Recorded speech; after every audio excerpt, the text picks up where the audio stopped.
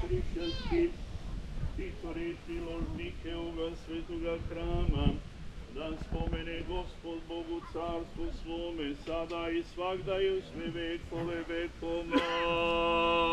Pobožnoga i mnogostradalnoga roda srpskoga i sve vojske naše, da se sveti Gospod Bogu carstvu svome, sada uvek i u vekove vekova.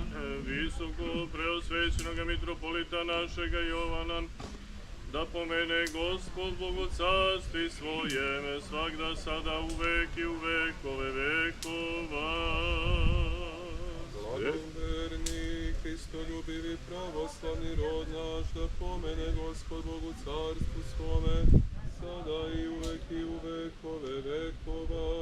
Sveštenički, monaški čini sav klir crkveni, da spomene Gospod Bogu carstvu svome, sada i svagde i u sve vekove vekova.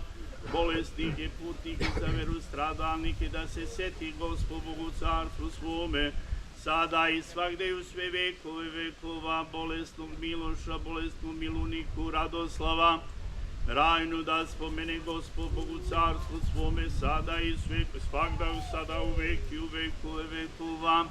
Usopše blaženo počiša go patrijarha Pavla, blaženo počiti arhijepiskopa mitropolita Amfilohije, episkopa Sava, Valerijana, Stefana, Danila, Atanasija, Luku, novo predstavljenog protoireja Miluna, monahin Irinu, da spomene Gospod Bogu carstvu svome, sada i svagde i u sve vekove vekova.